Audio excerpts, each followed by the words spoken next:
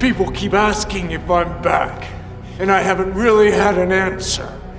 But now, yeah, I'm thinking I'm back. John Wick has taken the action world by storm. Not only is the character now a beloved role for the internet's favorite chosen one, Keanu Reeves, but the films themselves have become a bastion of stylistic invention and hyperkinetic stunt work. However, with this windfall of badassness comes imitators. And if there's one thing the action genre does better than any other genre, it's spawn rip-offs. Before we lock and load today's episode, please be sure to like, comment, and subscribe to Nerdstalgic for more videos just like this one. It might seem ironic now, but John Wick started off with a simple goal: to craft a simple revenge story. You working again?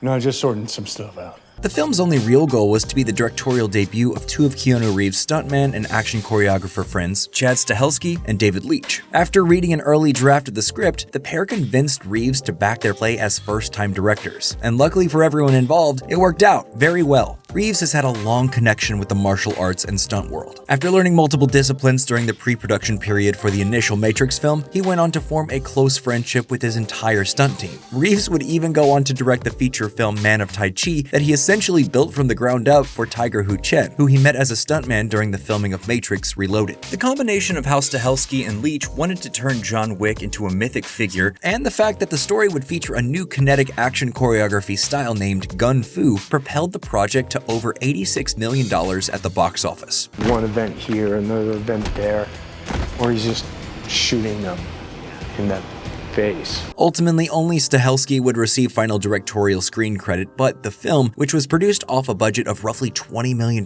has spawned 3 direct sequel films, a prequel TV show, and an upcoming spin-off film. And deservedly so. The John Wick films are exciting, fun, and formally inventive when in lesser hands, they could very easily have been like every other revenge movie that came before. But even more than being a surprise hit, the film has crossed over. Not only is it a beloved series of movies to people who don't tend to follow the ins and outs of the action world, but the hyper-stylized visuals and homages to classic films have been mimicked and cribbed to the degree that there's almost an entire genre of clone John Wick films. Recent films like The Beekeeper, Violent Night, Nobody, Sisu, Kate, Gunpowder Milkshake, and Hotel Artemis all utilize specific lighting schemes, action choreography, and boiled-down high concept. Santa's gonna eat through these guys like a plate full of cookies. You can practically imagine the pitch meetings that greenlit these films just from the movie posters. It's just a math equation at this point. Violent Night is just, what if Santa was John Wick? Or Kate is, what if we did John Wick but a woman? Look, is this the worst trend ever? No, not by a long shot. The action genre, much like the horror genre, loves to mimic anything that's been financially successful. And left unchecked, it can go almost to the point of parody. The 80s had the roided out action hero era, with Stallone, Schwarzenegger, Van Damme, and Norris all playing rock, paper, scissors for who would star in this week's quip-filled generic shoot-'em-up.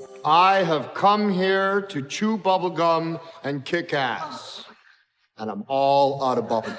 That all being said, there was a subgenre of action movies that took the Cineplex by storm in the 70s and 80s that feels directly related to the over-proliferation of John Wick films, the revenge genre. Movies like I Spit on Your Grave, Bring Me the Head of Alfredo Garcia, and Lady Snowblood, but more specifically, the Death Wish films. Initially released in 1974 and starring Charles Bronson, Death Wish has a similar arc to John Wick. The film, based off the 1972 novel of the same name by writer Brian Garfield, tells the story of an architect named Paul Kersey as he descends into madness and vengeance following the assault of his wife by random street hooligans. He takes the law into his own hands, stalking the streets at night, and becomes what the local news dubs the vigilante. The film is a direct outgrowth of the palpable suburban fear of urban crime throughout the 1970s. While the film pulled in nearly $22 million off a budget of only $4 million, it didn't spawn a sequel or imitators immediately. Almost 10 years later, however, during the 1980s action boom, the revenge genre would come roaring back, and Death Wish would not only spawn 4 direct sequels, but also an army of imitators. This arguably relates directly to John Wick because the initial screenplay version of John Wick was originally titled Scorn. It was essentially a Death Wish movie crossed with Unforgiven about an older hitman in his 80s coming back for revenge after the dog his deceased wife had given him was killed. So, as you can see, these trends are as cyclical as they can be cynical. The Hollywood machine is built to do one thing and one thing only: make money. Therefore, when one of these films has some success, more more imitators rush in to fill that space. It's not rocket science, however, there are certain trends that are more creatively fruitful than others. Even in the 2000s, we had everyone and their mother imitating the action of the Bourne Identity. That trend of shaky cam and kinetic violence got so popular, even James Bond was forced to rebrand and basically just make a What If Jason Bourne Was James Bond installment in Casino Royale. The same could be said for the post-Taken revenge movies. It felt like for a solid 10 years that every action movie being made was just taken on a plane, or taken on a train, or taken in whatever. But coming back full circle to the current glut of John Wick clones, when is the point in which a trend like this isn't worth it anymore? Well, from a studio perspective, they keep making them because these types of movies make money. From the storytelling perspective, it makes sense to try and use the tropes of a successful formula to generate some cover fire to allow filmmakers to push things in interesting directions. Here's the problem though, a lot of these filmmakers aren't doing that. What is David Ayer saying with The Beekeeper? Nothing. He's saying, I'd like a payday please, Violent Night, Gunpowder Milkshake. They're pretty much you get what you see entries into the genre. Got a law enforcement background?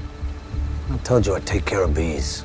Atomic Blonde, directed by uncredited John Wick co-director David Leitch, is a perfect example of attempting to do something a bit different. Yes, obviously the film still features the action choreography you'd expect, but it also features a sleek and more nuanced character-focused narrative. There are some deeply resonant emotional moments in that film that are obviously Leitch attempting to push things a bit further. Furthermore, the recent directorial debut of Dev Patel in Monkey Man. Is it a John Wick clone film that even features a direct homage to the top-down fight scene in John Wick 4? Yes, absolutely. But it is also about the growing political unrest in India. And in some ways, Monkey Man's presence in this conversation harkens back to many of the Asian films that arguably jump-started the revenge genre here in the West. The thing that separates John Wick from the others we've been discussing is that Chad Stahelski is a real student of cinema. He loves obscure films, foreign films, and is constantly dropping artful homages and taking exciting visual influences. And that's what's difficult about many of the recent John Wick clone films, is that on its surface is a pretty straightforward concept. It's a revenge story, and we've seen it 100 times, but what separates it is the execution. It's not just the lighting or the expressive action choreography though. It's the fact that the Wick films pull from diverse influences such as John Ford, Buster Keaton, and Akira Kurosawa. And these rip-off films, they're just mimicking the Wick films typically, not bringing as much of their own voice to it, with a few notable exceptions. John Wick is a franchise that doesn't appear to be slowing down anytime soon, which means that these rip-offs and clone projects are probably also not going anywhere anytime soon. So that idea of synthesizing disparate influences into a more unique version of the trope is where the lifeblood of the genre lies. The fact that we're here talking about this little revenge movie almost 10 years later is a perfect example of how far you can go with a little elbow grease and a few non-conventional ideas.